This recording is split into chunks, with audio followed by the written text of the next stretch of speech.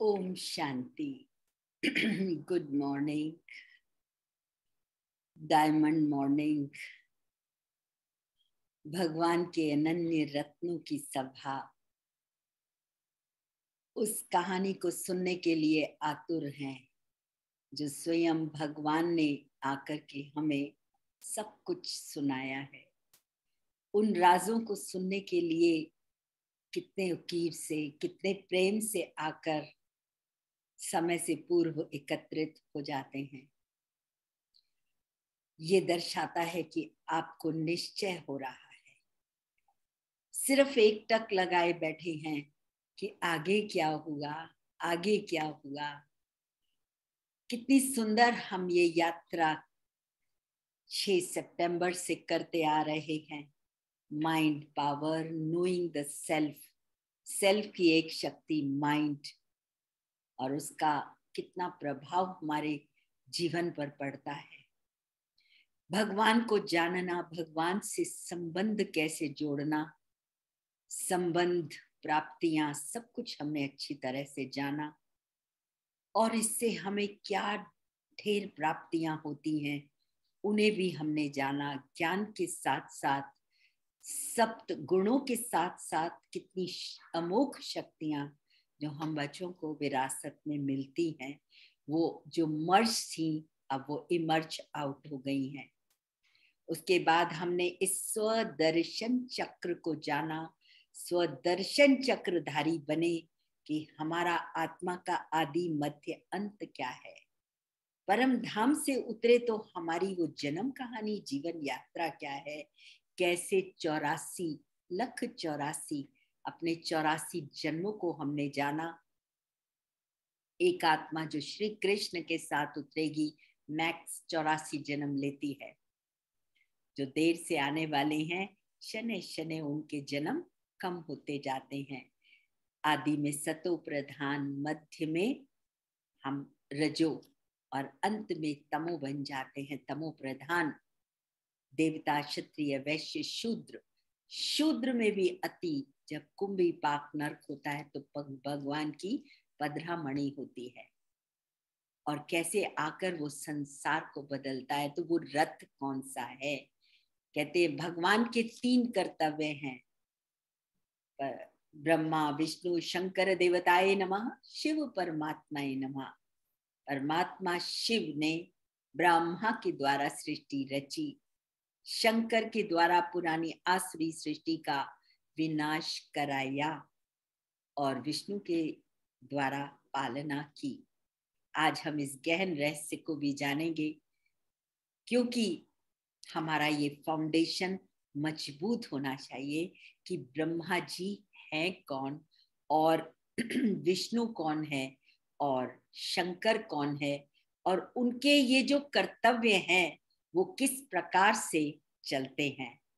तो अभी हम इस सब को अच्छी तरह से चित्रों के द्वारा पहचानेंगे और समझेंगे।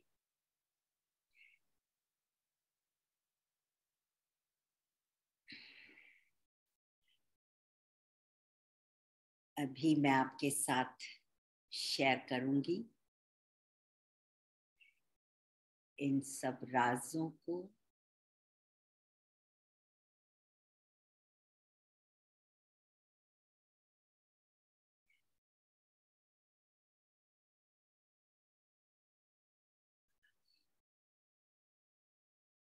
शांति। हाय जी।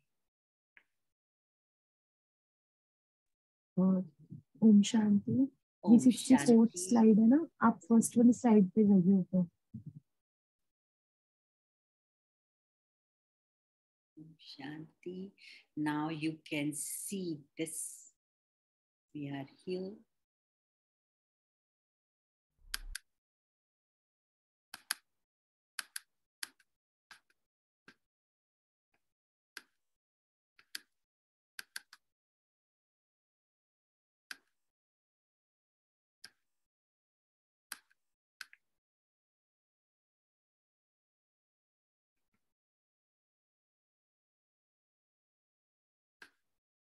हम लोगों ने अज्ञान काल में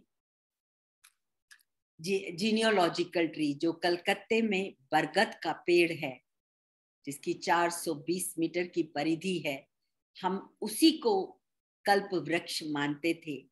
लेकिन वो कोई प्रकृतिकृत कल्प वृक्ष नहीं है।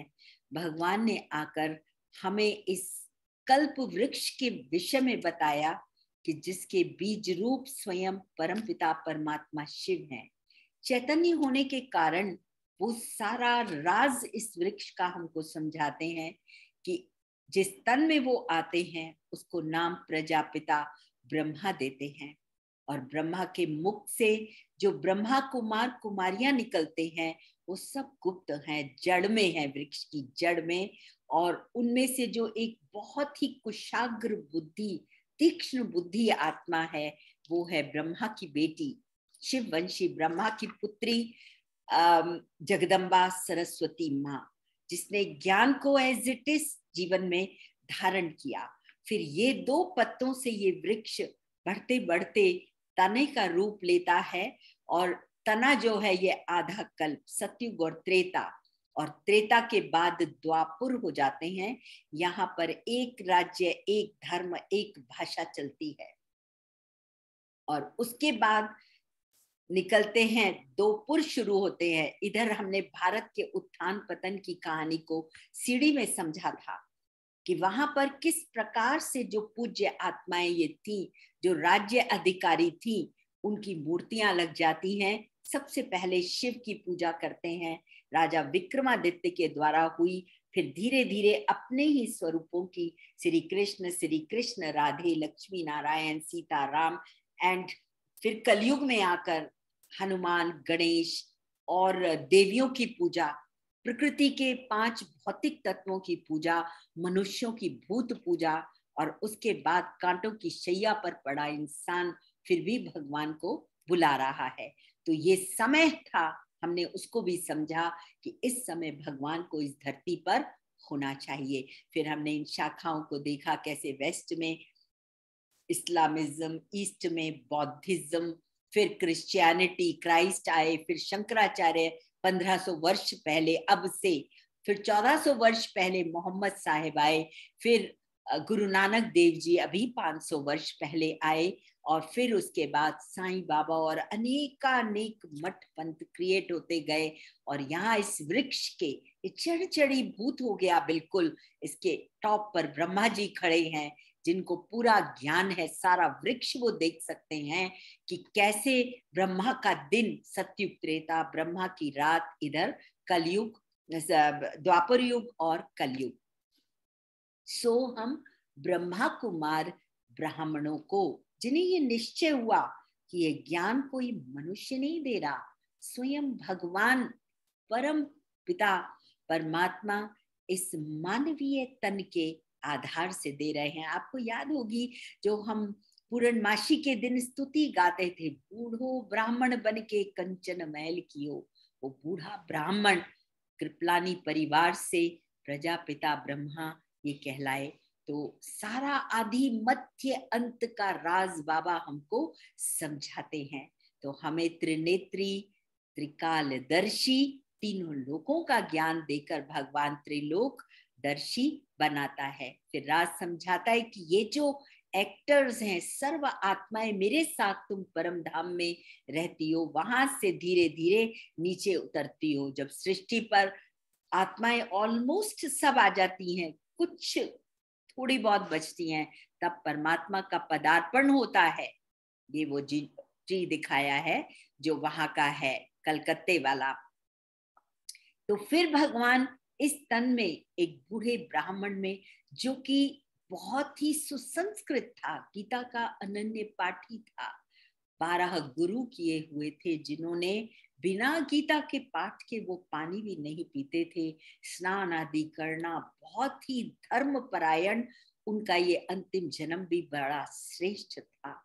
सब अपने परिवार में और बेहद के परिवार में बहुत ही सम्मानित उनकी पर्सनालिटी थी, जिनमें परमात्मा की पधरामणि होती है।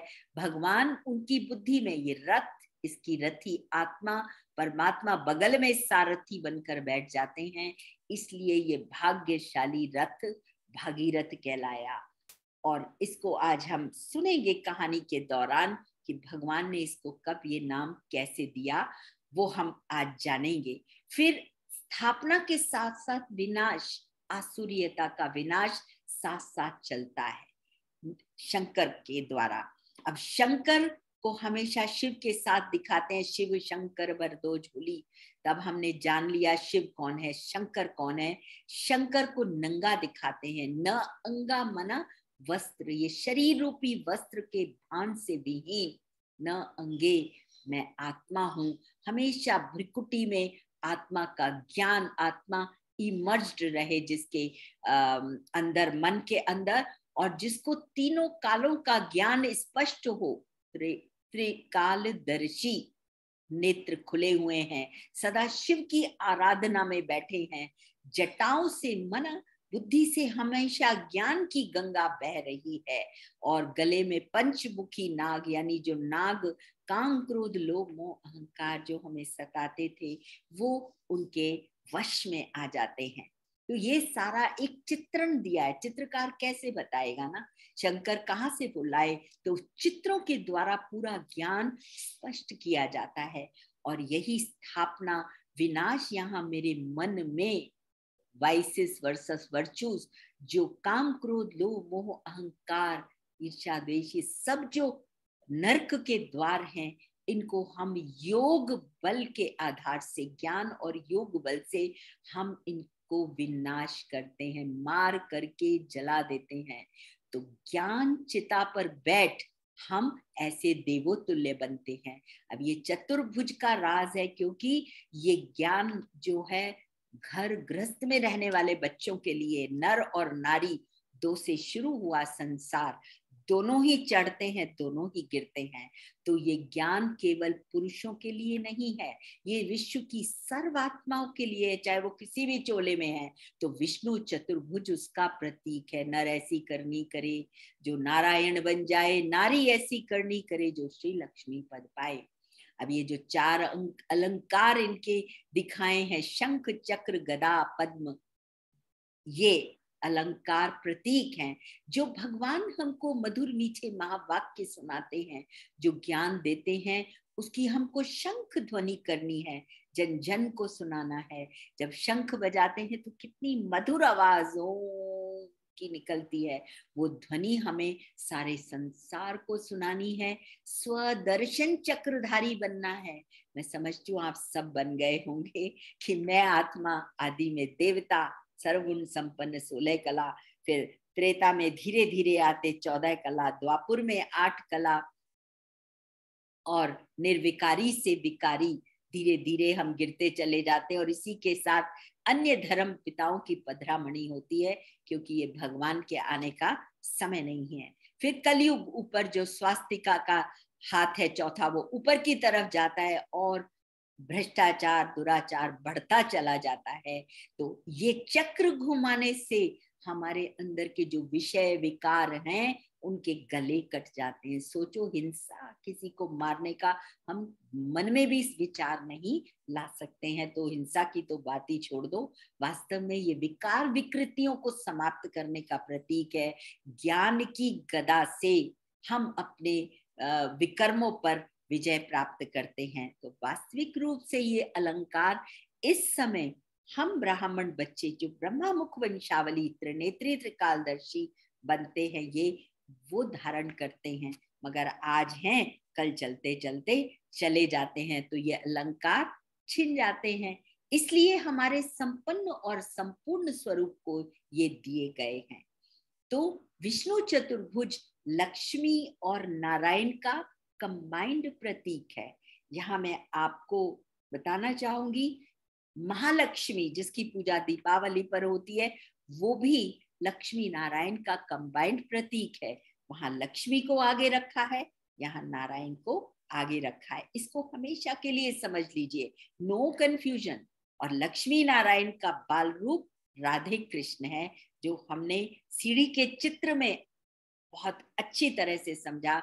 और यही राधे कृष्ण विवाह सूत्र के बाद लक्ष्मी नारायण कहलाते हैं। और जब ये गद्दी पर बैठते हैं तब नई दुनिया 111 नया संवत, जिसको हम विक्रमाजीत संवत कहते हैं, वो शुरू हो जाता है। विक्रमों का संवत समाप्त, नई दुनिया विक्रमाजीत शुरू हो जाती है। तो ये हमने इसका त्रिदेव का राज बहुत अच्छी तरह समझा कि क्रिएशन थ्रू ब्रह्मा जी। अब ब्रह्मा के द्वारा नई दुनिया की स्थापना होती है, जहां पर हम पांचों ही कर्मेंद्रियों का और इसके मालिक बनते हैं। अब भगवान जो है अपना रोल प्ले करने के लिए उसकी कर्मेंद्रियों को यूज करता है, जिस रथ में वो आता है सारथी बन करके बैठता है। तो तभी हम गाते थे कि बिनु पग चलहि सुनहि बिनु काना, कर बिन करहि करम विधि नाना। इसीलिए भगवान को करन करावन हार कहते हैं कि वो स्वयं उन कर्मेंद्रियों से कर्म करते हैं, करके बच्चों को सिखाते हैं और ब्रह्मा के द्वारा कराते हैं। और ब्रह्मा के साथ साथ ब्रह्मा के बच्चों को भी ये कर्तव्य, वो दिव्य कर्तव्य कराते हैं। तो यहाँ हम ये समझेंगे कि परमात्मा ब्रह्मा के द्वारा, यानी अब ये दोनों कंबाइंड है। ये ब्रह्मा तब कहलाया जब परमात्मा इसमें पधारे, इनका पूर्व नाम अलग था। ये दिव्य साक्षात्कार के बाद इनको ये नाम प्रजापिता ब्रह्मा दिया गया, क्योंकि ये प्रजा में रहने वाला है। ये ज्ञान सारी प्रजा तक मुखरित होना है, प्रजा को जगाना है जो सोए पड़े हैं। तो इसलिए इनको प्रजापिता ब्रह्मा कहा गया। अब यहाँ आप देखेंगे कि भक्ति मार्ग में प्रजा को ब्रह्मा जी को हमेशा चहुमुखी दिखाते हैं कि 4 मुख वाला है, दाढ़ी मूछ है, कमल आसन पर बैठा है और उसके हाथ में वेद शास्त्र उपनिषद ये सब है, कमंडल माला और ये सब दिखाए। ये प्रतीक है। कैसे चित्रकार दर्शाएगा? तो ब्रह्मा हम कहते ब्रह्मा देवताय नमः, पर हम अच्छी तरह से जानते हैं कि देवताओं को तो ये दाढ़ी मूछे होती ही नहीं है। इसका मतलब जो ब्रह्मा है वो मानवीय चोला है, मानवीय चोला है। वो संपूर्ण देवता नहीं है, किसी देवता के तन में नहीं आते भगवान, साधारण तन में आते हैं, जिसको पहचानना अति डिफिकल्ट है। बहुत कम लोग उसे कोटों में कोई पहचान सकते हैं। फिर उसमें दिखाते हैं कि ब्रह्मा के हाथ में वेदों शास्त्रों का, ऐसा नहीं ब्रह्मा ने वेद शास्त्र सुनाए, परमात्मा ने ब्रह्मा के द्वारा वेदों शास्त्रों का सार समझाया। लेकिन आज उसमें वो गूढ़ ज्ञान रह नहीं गया। इसलिए भगवान कहता मुझे स्वयं इस धरा पर आना पड़ता है। इसलिए ये सारा, और लोटस फ्लावर यानी घर परिवार में अब कमल पुष्प की क्या विशेषता है? कमल पुष्प पूरी अपनी गृहस्थी में रहता है, गृहस्थी से अलग नहीं हो जाता, लेकिन परिवार में रहते हुए उससे न्यारा और प्यारा है।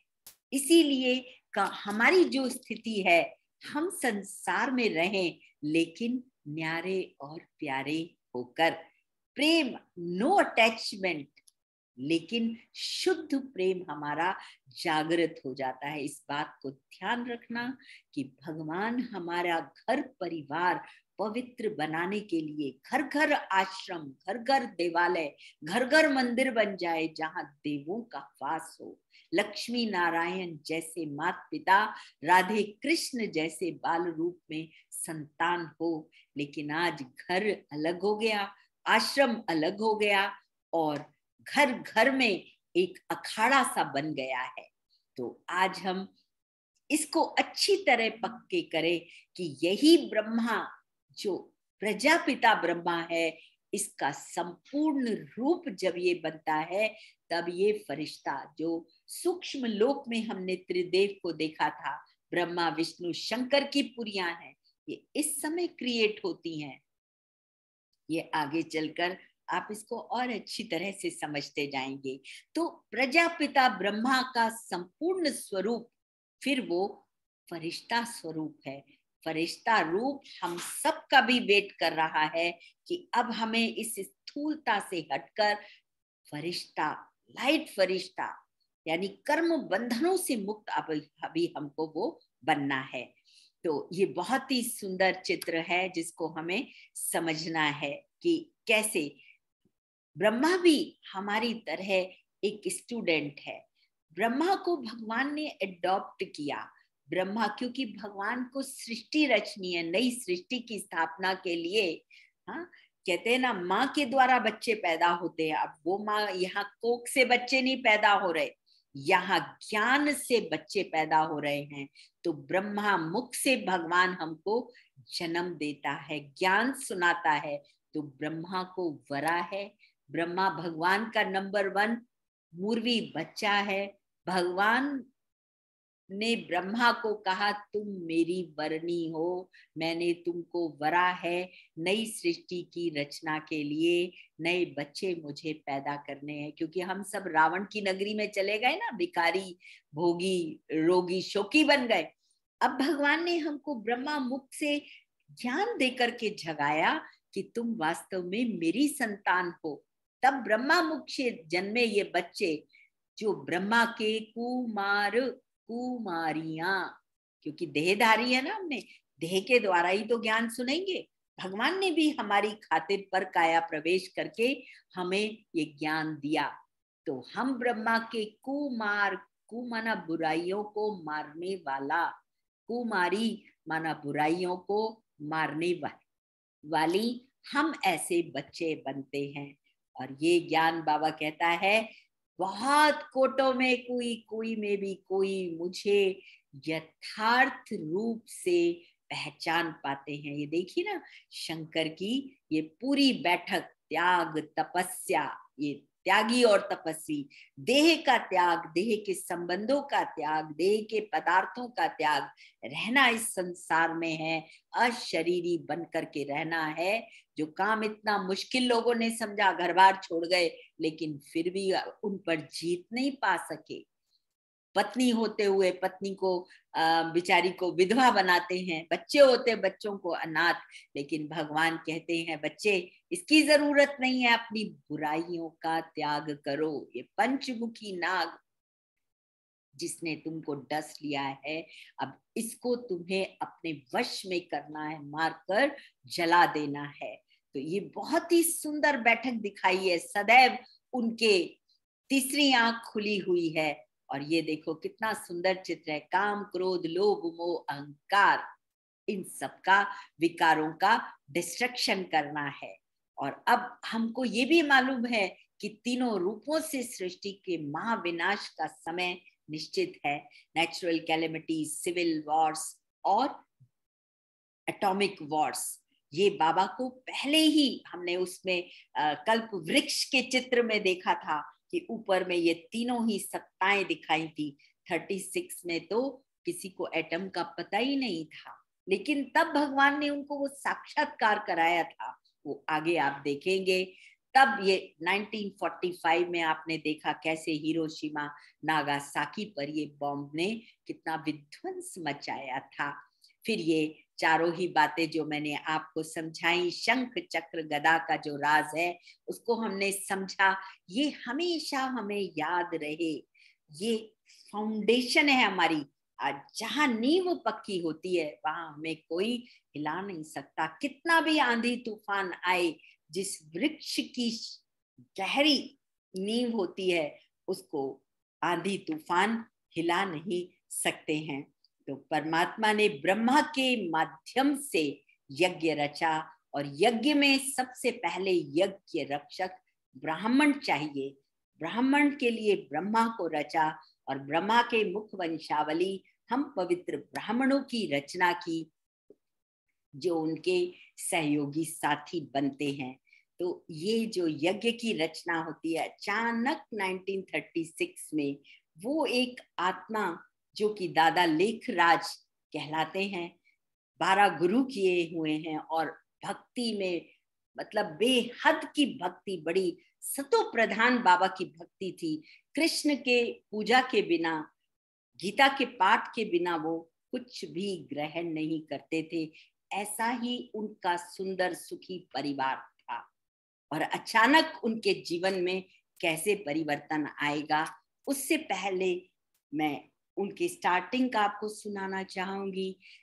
ये सन 1876 15 दिसंबर में बाबा का जन्म सिंध हैदराबाद, जो कि अब वर्तमान समय पाकिस्तान में है, तब भारत कहलाता था, वहां उनका जन्म हुआ। बहुत जन्मे थे, छोटी आयु थी, तो उनकी माँ ने शरीर छोड़ दिया, लेकिन पिता उन्हें बहुत प्यार करते थे, हेडमास्टर थे और बहुत ही संस्कारी व्यक्तित्व थे। उन्होंने इस बच्चे की बड़ी प्यार से पालना की, लेकिन अचानक उनके पिता बहुत बीमार हो जाते हैं। लेकिन लाख कोशिश करने पर भी ये बालक अपने पिता को बचा नहीं सका और ये अकेला रहा। तब कहते हैं कि इनके चाचा थे काका, तब काका के साथ, काका जो थे किराने का काम करते थे, तब उन्होंने उनके साथ मदद करनी शुरू की। लेकिन ये बचपन से ही बहुत ही दानवीर प्रवृत्ति के थे। जो भी लेने आता था, गरीबों पर दया करना, रहम, ज्यादा अनाज तोल देना, पैसे कम ले लेना, तो ये बात अंदर जाती नहीं थी। तब इनको ये कहा गया कि भाई तुम भी तो कुछ धंधा करो, सीखो।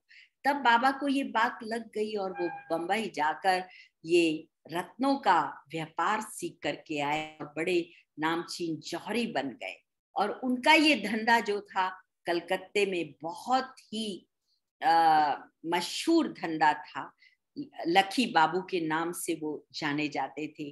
और बाबा की इतनी चारित्रिक श्रेष्ठता थी कि राज घरानों में उनकी ज्वेलरी जाती थी और उनको ये खुली छुट्टी थी कि वो महारानियों के वहां पर और राजमहलों में आराम से जा सकते थे।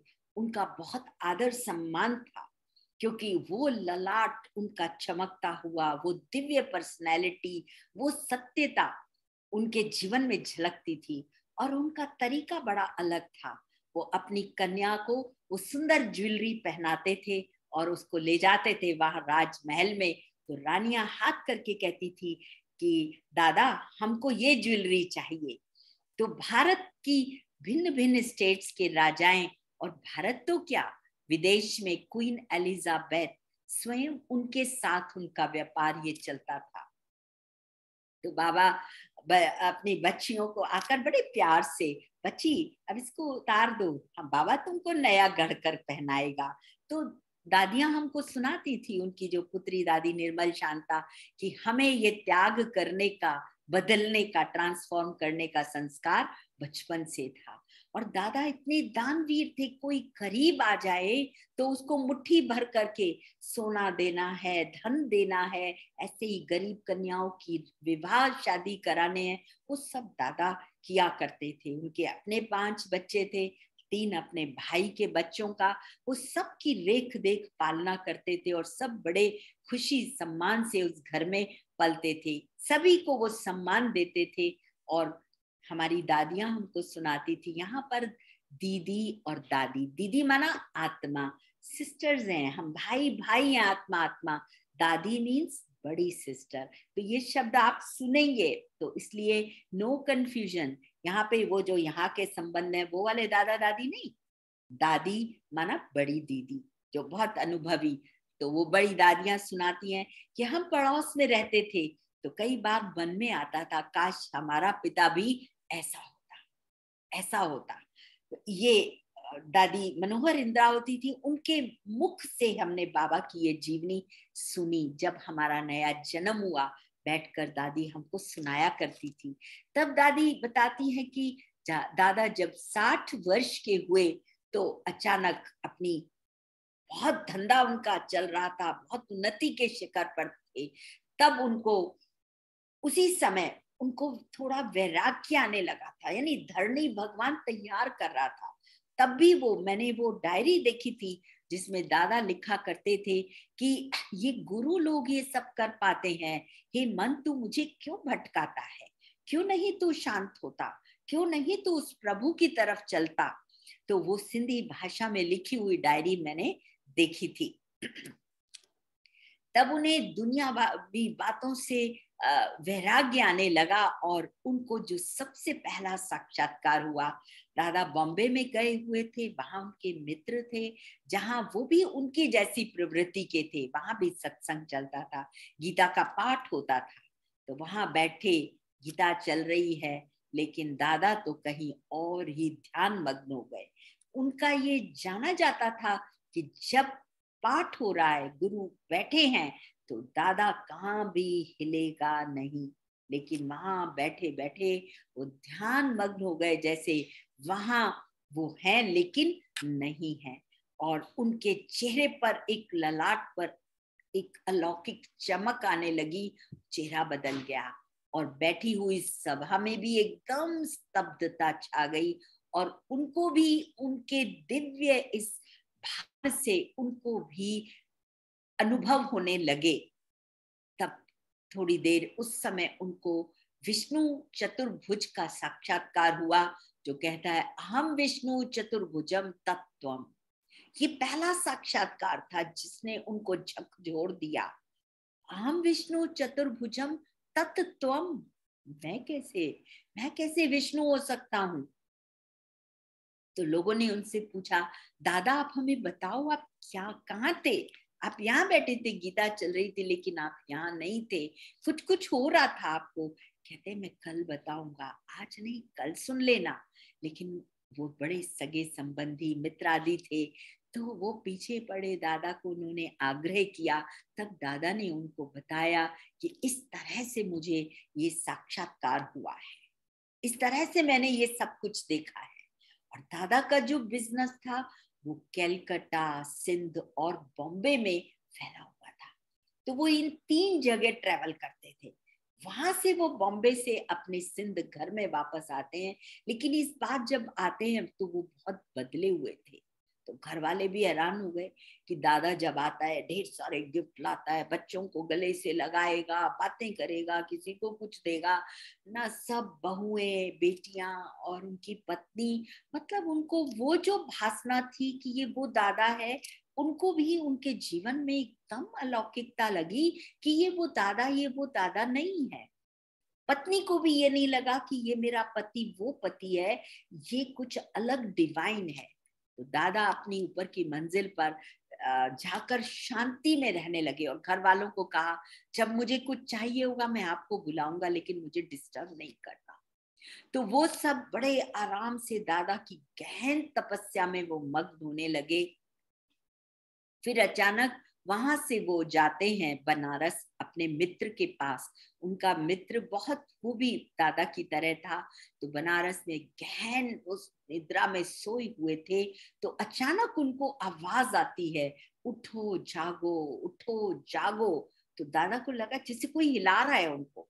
तो वो उठते हैं तो देखते हैं कमरे में चारों तरफ प्रकाश ही प्रकाश है, गहन लाल प्रकाश है। तो वो उठते हैं, कोई दिखाई नहीं देता लेकिन प्रकाश ही प्रकाश है। तो दरवाजा खोल कर के बाहर अहाते की तरफ जब जाते हैं, तो वहां एक वृक्ष के पास एक चबूतरा बना है, उस चबूतरे पे जाकर वो बैठ जाते हैं, ध्यान मग्न हो जाते हैं। ये आवाजें उनको सुनाई देती हैं। अचानक वो देखते हैं उनको 3 साक्षात्कार होते हैं। एटॉमिक वॉर्स, यानी ऊपर से अग्नि वर्षा हो रही है, लोग आपस में लड़ झगड़ रहे हैं, हिंदू मुसलमान सिख, मारम पिट्टी, खून की नदियां बह रही हैं। और उधर कहीं धरती हिल रही है, धरती फट रही है, सुनामीज आ रहे हैं और तूफान आ रहे हैं, सारा तहस नहस करके सारा, करोड़ों लोग मर गए हैं, लाशें बिछ गई हैं। तो एकदम उनकी आंखों से अश्रुधारा बहती है और जैसे कि बस करो प्रभु, ये सब क्या देख रहा हूं मैं। तब अचानक वो नेत्र उनके गीले होते हैं, आंख खुलती है तो देखते हैं चारों तरफ यहाँ क्या है, कहाँ मरे हुए हैं लोग, कुछ दिखाई नहीं देता। फिर वो ध्यान मग्न होते हैं। तब उनको फिर एक और नेक्स्ट चौथा साक्षात्कार वहीं पर होता है कि अब ये नई दुनिया यहाँ आने वाली है, सतयुगी स्वर्ण युग यहाँ आने वाला है। और उसकी स्थापना के लिए बाबा ने उनको प्रेरित किया, अपना सर्वस्व इसके लिए तुम लगा दो। उसके लिए उनको ठहराया कि तुमको इस दुनिया को तुम्हारे द्वारा मुझे ये नई दुनिया रचनी है। तो दादा के लिए तन मन और ये सब देना तो बड़ा आसान था। फिर वहां से वो उठा करके कैलकाटा आते हैं और अपने भागीदार को कहते हैं कि भाई अब ये धंधा मुझे नहीं करना है, मुझे सच्चे हीरे जवाहरात मिल गए, अब ये धंधा मुझे कारोबार समेटना है। तो जहां पर ये वो जोड़ीदार था उसको भी समझ में आ गया कि दादा वो दादा नहीं है, क्योंकि वो उनका पार्टनर था। तो वो समझ गया कि इनको कुछ हुआ है, कुछ तो परिवर्तन है, अगर ये रहेगा भी तो भी ये धंधा हम नहीं कर पाएंगे। तो उसने इन्होंने कह दिया कि जो तुम्हारी संपत्ति है वो तुम ले लो, चल अचल, जो मेरा हिस्सा बनता है वो मुझको दे दो। तो वहां उन्होंने बिठाकर वो वकील आदि वो सब करके उसका बंटवारा किया और दादा को दे दिया। इतने में उनको चिट्ठी आती है, उनके काका बहुत सिक हो जाते हैं, डेथ बेड पर है और उनको बुलाते हैं। तो वो कहते हैं कि यहाँ से ये अल्फ को अल्लाह मिला, बे को मिली झूठी बादशाही, आई तार अल्फ को हुआ रेल का राही। और वो वापस वहां जाते हैं। काका उनके अभी शरीर नहीं छोड़ा है, ये बैठे हैं उनके सामने। काका इनसे कहा करते थे कि बेटा जब ये शरीर छोड़ेगा काका तो ये दयानतदारी कौन करेगा। वो भी अच्छे कुलीन थे, वो भी दान प्रवृत्ति के थे। तो कहते काका आप चिंता मत करो, ये बालक है ना आपके साथ। तब इन्होंने वहां एक अनोखा अनुभव किया। उस समय वहां पर देखते हैं कि वहां पर काका की वो बॉडी पड़ी है। तब इनको वहां पर ना आत्मा का साक्षात्कार होता है, कैसे आत्मा उनके वहां से निकलती है, मस्तक से नीचे जाती है और नीचे से एक एक अंग से वो छुट्टी लेती है। इससे पहले दादा को बस ये निश्चय हो गया था कि मैं आत्मा हूँ। जसोदा जो उनकी पत्नी है वो भी आत्मा है, एक आत्मा की रटना लग गई थी। नारायण उनके पुत्र थे, ये सब आत्माएं हैं, ये सब आत्माएं हैं। फिर दादा का जाना होता है मुंबई में, और मुंबई में वहां पर उनका जो बबुलनाथ का टेम्पल था वहां पर एक उनका अपार्टमेंट था। तो वहां ये बैठे हुए थे, वही पाठ चल रहा था और अचानक पाठ होते होते गीता के पाठ से ये उठ जाते हैं, एकदम शांति से उठ करके वहां ये दूसरे कमरे की तरफ जाते हैं। वहीं इनकी बहू दादी ब्रिजेंद्रा भी बैठी थी। दादी ब्रिजेंद्रा उनको देखती है कि दादा यहाँ से उठकर जा रहे हैं, तो वो उनके पीछे पीछे बिना कुछ बोले उनके पीछे उस कमरे की तरफ जाती है जहां दादा गए। दादा ध्यान मग्न अवस्था में बैठ जाते हैं। पंडित जी गीता का पाठ कर रहे हैं और ये उठकर वहां जाते हैं। तब वहां इनको एक दिव्य साक्षात्कार होता है। ये भगवान से पूछते थे कि आप हैं कौन, क्योंकि इन्होंने अपने गुरुओं के पास जाकर कहा, जो गुरु इनके 13वें गुरु थे 12वें, उनसे पूछा क्या ये मुझे सब साक्षात्कार हो रहा है, क्या ये आपकी कृपा है। तो गुरु बड़े सत्य थे, उन्होंने कहा नहीं, अगर गुरु कृपा होती तो औरों पर भी होती ना, गुरु को तो खुद भी कुछ पता नहीं था। तब इनको ये दिव्य साक्षात्कार होता है, निजानंद स्वरूपम शिवोहम शिवोहम, ज्ञान स्वरूपम शिवोहम शिवोहम, प्रकाश स्वरूपम शिवोहम शिवोहम। तेरे तन में आने वाला मैं निराकार शिव हूँ, मैं निराकार शिव हूँ। और उनकी आंखों से रेड लाइट जैसे दो बल्ब्स चल रहे हैं वो एमिट हो रही है। दादी ब्रिजेंद्रा भी वहीं शांत होकर अशरीरी अवस्था में हल्की होकर बैठ जाती है और वो कुछ सुनती है कि दादा के मुख से ये शब्द निकल रहे हैं, एक लाइट थी, एक माइट थी, एक लाइट थी, एक माइट थी।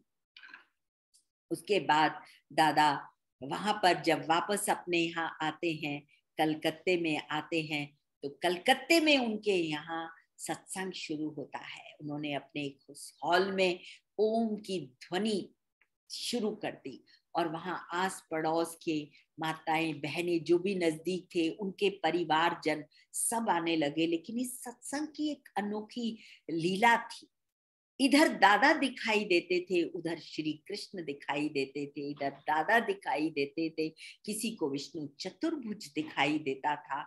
इस तरह से उनको, किसी को नारायण का साक्षात्कार होता था, जिसकी जैसी भावना थी तो वो सब उसमें खो जाते थे। और ये बात सारे उसमें प्रसिद्ध हो गई कि ये सत्संग, यहाँ पर लोगों को साक्षात्कार होता है, ऐसी लीला, कोई जादू है, ये कोई जादू सीख करके दादा आया है जो इस तरह से हो रहा है। और ये जो मंडली थी, ओम मंडली के नाम से प्रसिद्ध हो गई।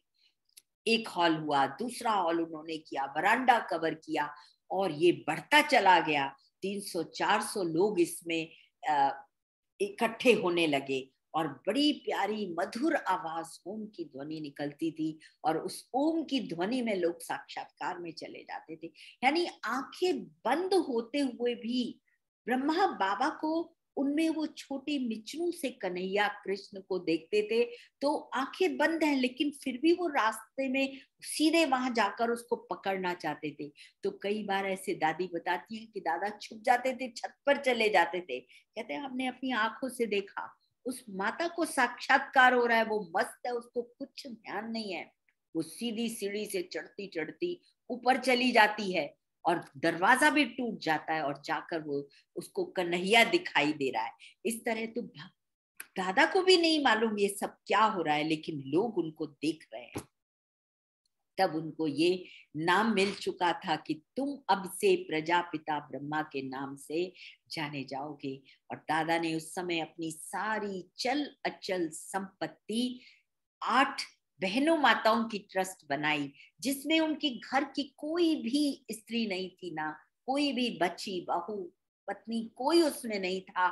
सब दूसरों बच्चियों को उन्होंने इसमें ट्रस्ट में बनाया, और सब कुछ समर्पित अपना कर दिया। कहते घर वालों ने भी बड़ी सहर्ष कि जब दादा ने किया है तो सबने अपना सब कुछ उतार करके दे दिया। बहू से दादा ने नहीं लिया, तो बहू ने भी फिर आग्रह किया कि दादा जो आपने किया वो आप, हम क्यों नहीं करेंगे। तो सबने उसमें समर्पित किया।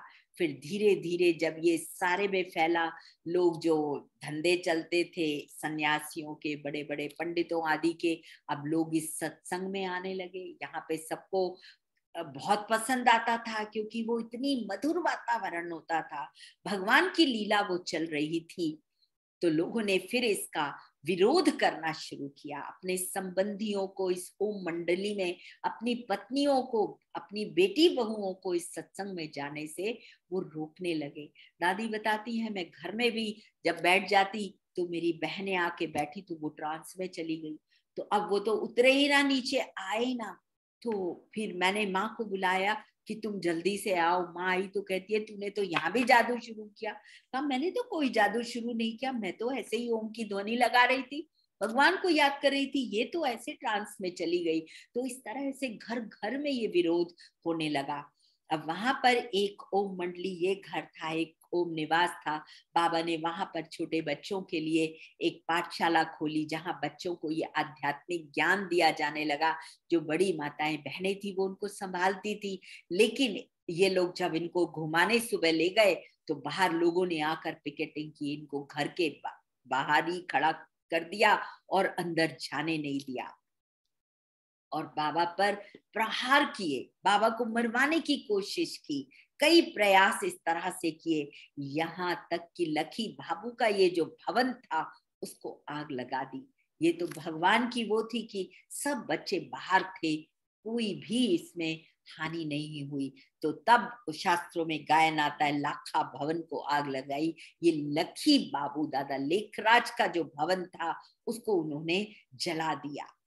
लेकिन ये आध्यात्मिक आंदोलन जो भगवान ने शुरू किया था आध्यात्मिकता का, उसको ये असामाजिक जो तत्व थे ये उसको रोक नहीं पाए। दादा के जानने पहचानने वाले उनके मित्र संबंधी, कुछ संबंधी जो उनके नजदीकी थे वो कराची में रहते थे। उन्होंने इनको इनवाइट किया कि आप यहाँ आ जाइए कुछ दिन के लिए, आप हैदराबाद छोड़ दीजिए। तब दादा ने बच्चों से ये एक पत्र लिखवाया, जो छोटे बालिग बच्चे थे, नाबालिग थे, और जो बड़े हो गए थे 18 वर्ष से ऊंचे, वो अपनी स्वेच्छा से बाबा के साथ चले। तो ये 350 लोगों का जो संगठन था, ये वहां पर कराची में वहां जाकर के रहे। वहां एक अलग प्रकार की भट्टी थी जो संसार से अलग। बाबा ने इन बच्चों का लालन पालन बहुत रॉयल्टी से किया, क्योंकि बाबा तो बहुत धनाढ्य थे ना।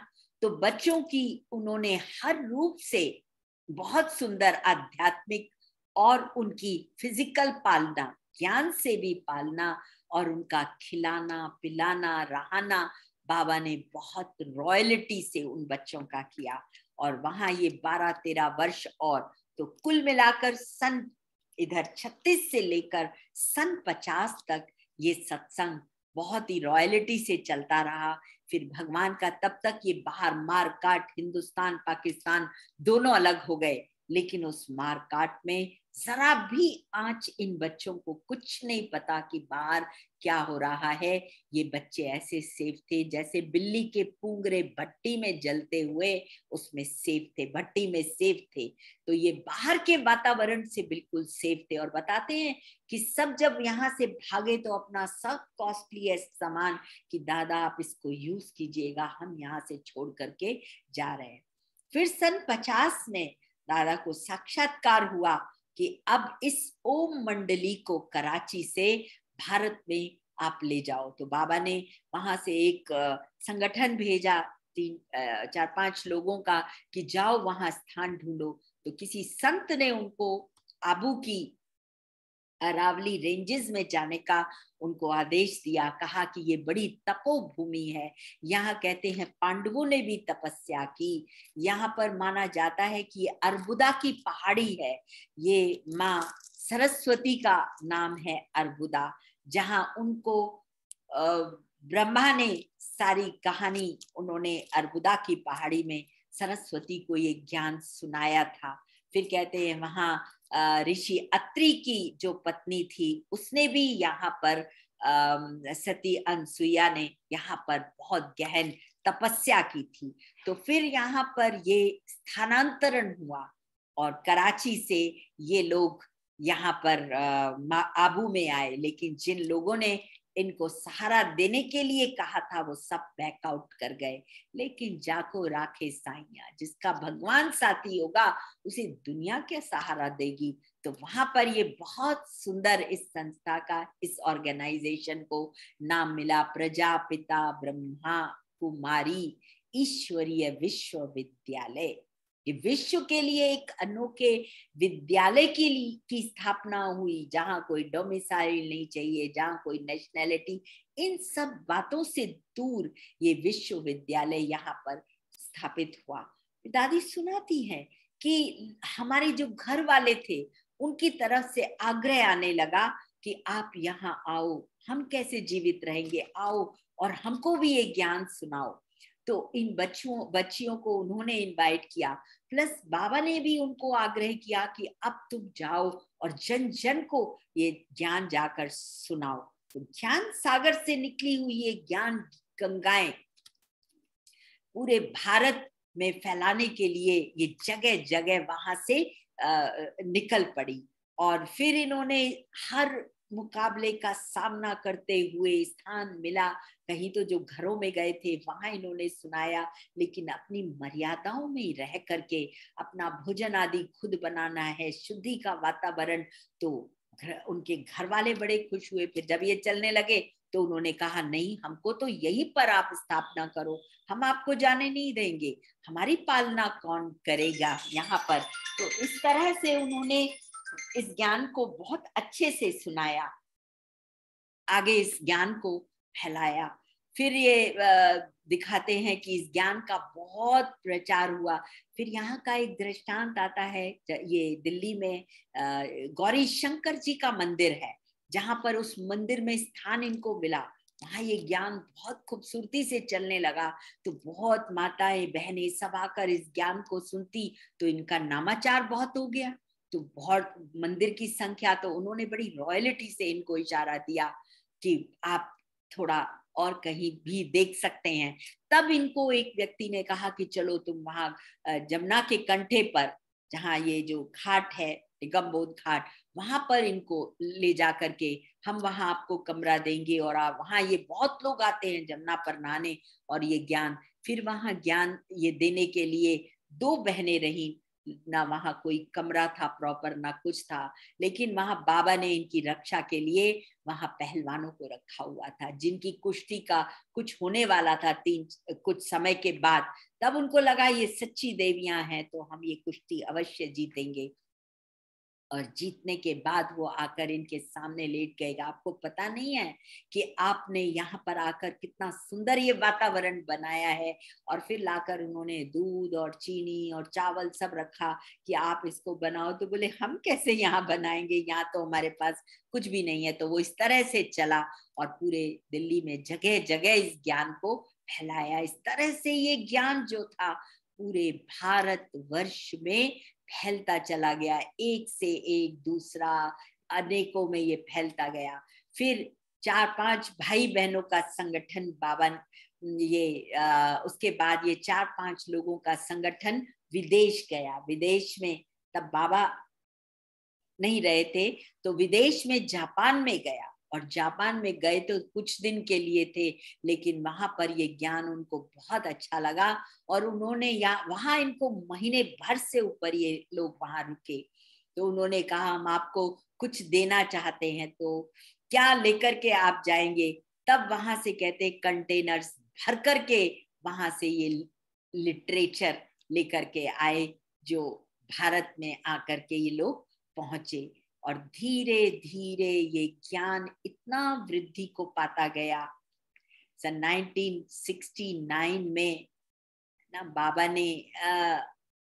ने अपना ये शरीर, जब वो संपूर्ण हो गए बाबा, तब उनको अपनी अंतिम चरण की तरफ जब बाबा जा रहे थे, तब वो अपने बच्ची को जो ट्रांस में भेज करके पूछा करते थे कि बच्ची उस ब्रह्मा में और इस ब्रह्मा में क्या अंतर है।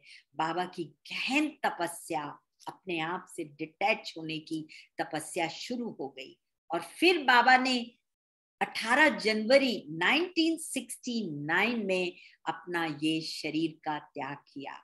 उस दिन 18 जनवरी से पहले दादी प्रकाश मणि जो थी, जो 69 से लेकर 2007 तक दादी ने इस यज्ञ को संभाला था, इस यज्ञ को संभाला था। तब बाबा कहते हैं, तब बताते हैं कि दादी बॉम्बे जाने वाली थी, बॉम्बे में रहती थी। बाबा ने उनको रोक लिया और सारे यज्ञ का अवलोकन कराया और कहा बच्ची तुम ये सब संभाल सकती हो, ये देखो ये देखो। यज्ञ की एक एक बात से उनको अवगत कराया। उस दिन बाबा की तबीयत थोड़ी ठीक नहीं थी। 18 जनवरी अमृत वेले उन्होंने क्लास नहीं ली। शाम के समय सब बच्चों को भोजन करा के घंटी बजवा दी कि आज भोजन बच्चे जल्दी करेंगे, बाबा क्लास लेंगे। और बाबा इवनिंग नाइट क्लास में बाबा बच्चों के पास गए और बच्चों को सुनाया, अंतिम क्लास उनका लिया। और बाबा चलते हुए अच्छा बच्चे अलविदा। बाबा कभी भी पीट करके नहीं जाते थे। और 3 माह वाक्य बच्चों को कहा कि बच्चे निराकारी भव, निर्विकारी भव, निरअहंकारी भव।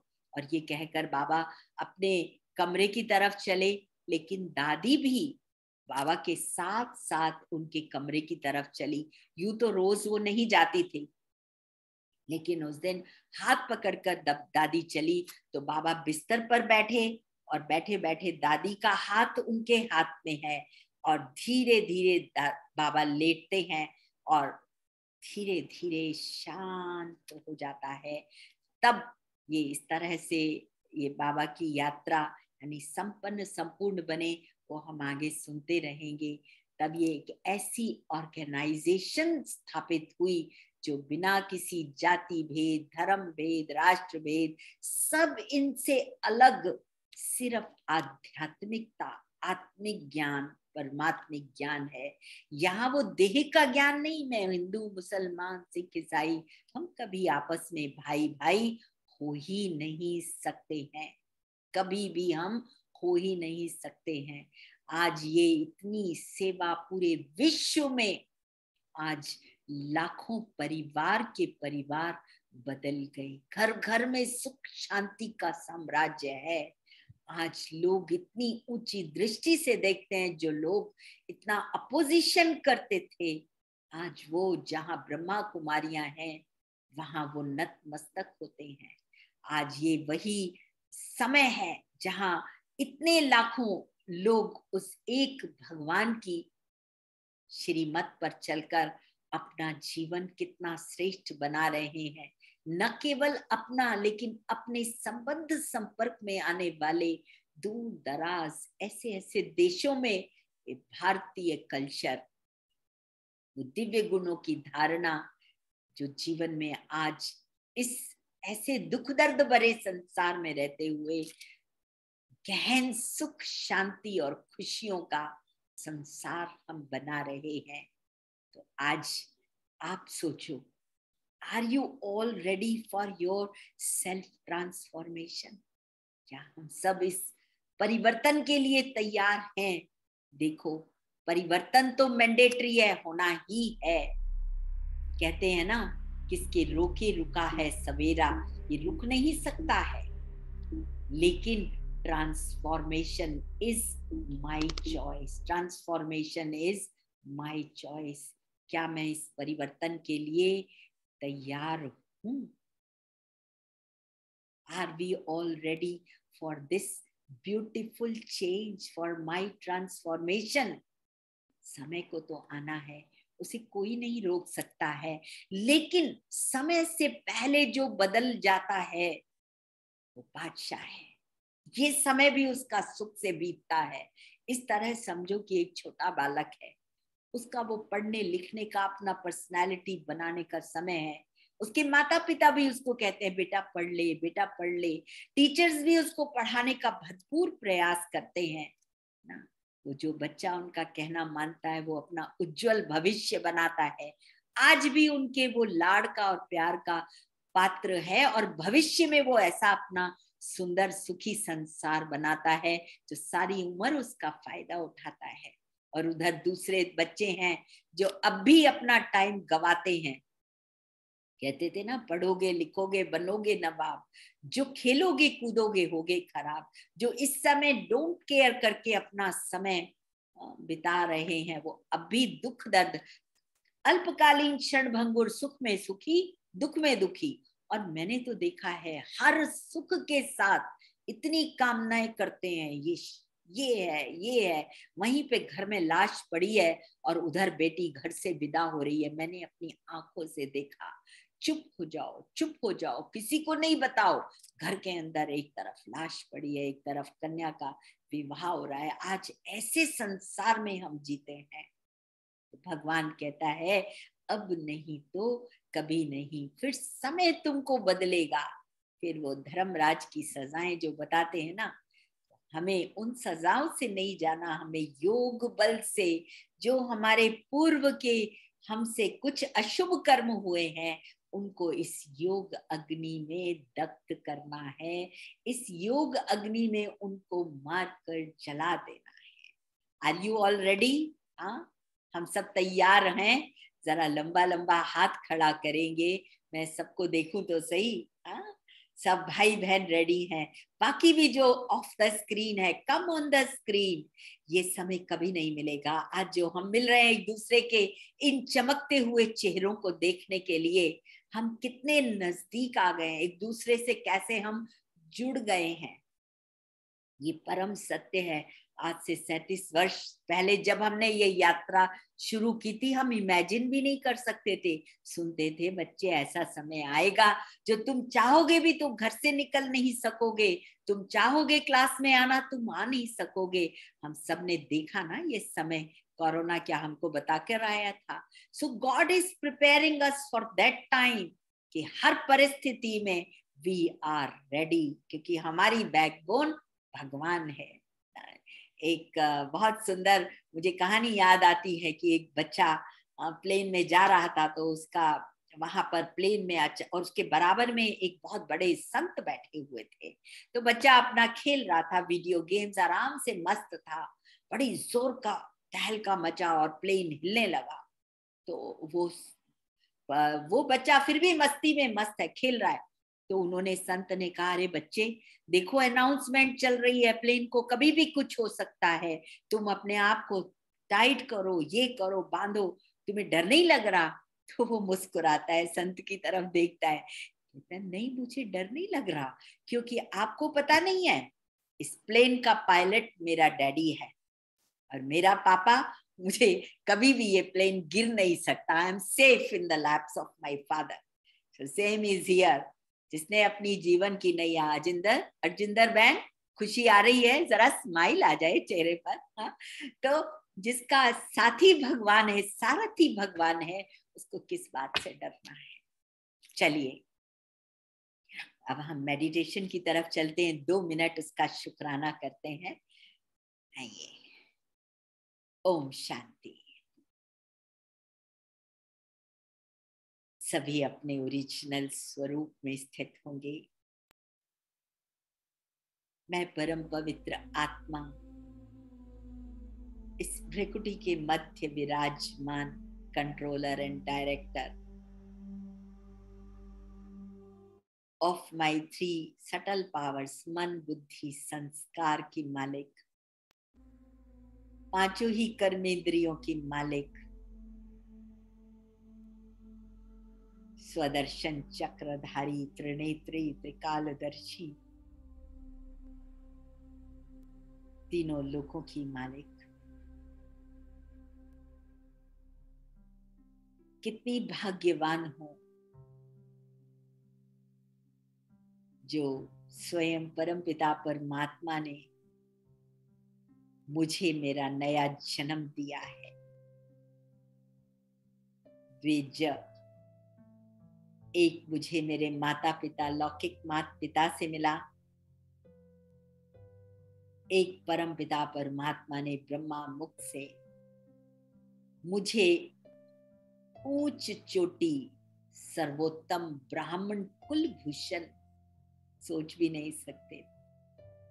हम तो अपने को मूर्ख खलकामी ही कहा करते थे, लेकिन कितना ऊंचा दिव्य जन्म आज हमको मिला है। हम तो सिर्फ गाते थे, ब्राह्मण देवी देवताई नमः।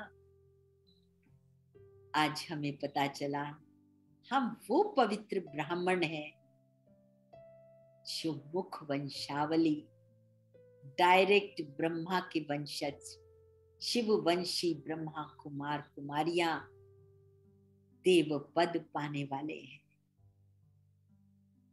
आज हम अपने पूर्व जन्मों के पापों को ईश्वरीय मत पर चलकर उसकी याद से, याद की लगन की अगन इस भट्टी में भस्म कर रहे हैं, ताकि वो जलने के बाद पुनः अपना सिर ना उठा सके।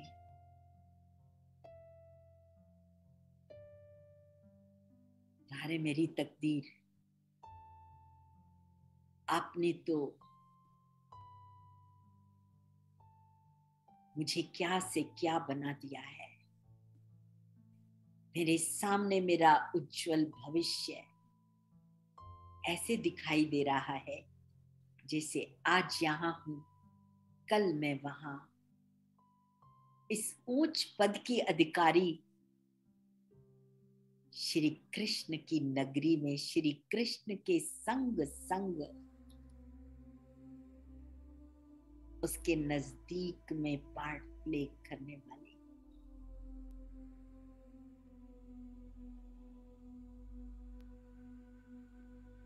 मेरा मन मयूर जैसे नाच रहा है। वहां रे मीठे बाबा, वहां रे मीठा, मेरा ये मीठा परिवार, जिन्होंने मुझे इस तरफ मेरा मुंह घुमाया है। आज हम उस दिव्य आत्मा को भी धन्यवाद देंगे। अपनी प्यारी बहन अरुणा, जल्दी जल्दी आ जाओ।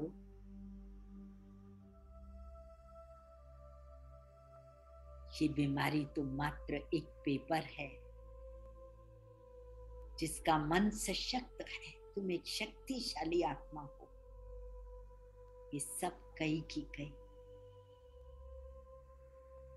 हम उन्हें भी धन्यवाद देते हैं जिसने हम सब की लगन उस प्रभु से लगवाने में इंस्ट्रूमेंट बनी। संसार का हर प्राणी सुखी हो, घर घर में आपका वास हो प्रभु। मेरे मीठे बाबा, जो आपने हमें दिया सबको मिले। हम जन जन तक आपका ये संदेश अवश्य देंगे। आपकी राइट हैंड्स बन, आपकी भुजाएं बन, इस विश्व को फिर से स्वर्ग बनाने में आपके मददगार हैं और सदा रहेंगे। ओम शांति शांति शांति। वापस आ जाए कर्म क्षेत्र।